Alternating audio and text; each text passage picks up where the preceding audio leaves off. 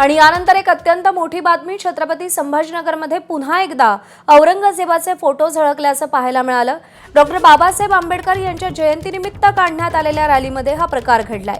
एका तरुणानं हा फोटो झळकावलाय, तसंच हाच व्हिडिओ इंस्टाग्रामवर देखील अपलोड केलेला आहे। या प्रकरणी उपमहापौर राजेंद्र जंजाळ यांनी आक्षेप घेतला असून या प्रकरणी पोलीस आयुक्तांची भेट घेऊन गुन्हा दाखल करण्याची मागणी करणार असल्याचं त्यांनी सांगितलेलं आहे।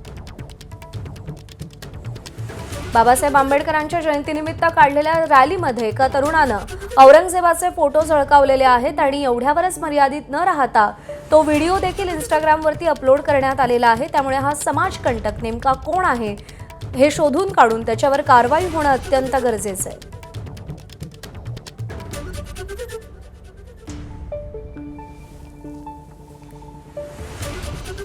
आंबेडकर जयंतीनिमित्त रॅली काढण्यात आली होती आणि त्याच्यामध्ये औरंगजेबाचा फोटो झळकवण्यात आलेला होता। छत्रपती संभाजीनगरमध्ये पुन्हा एकदा औरंगजेबाचे फोटो झळकलेले आहेत आणि त्यामुळे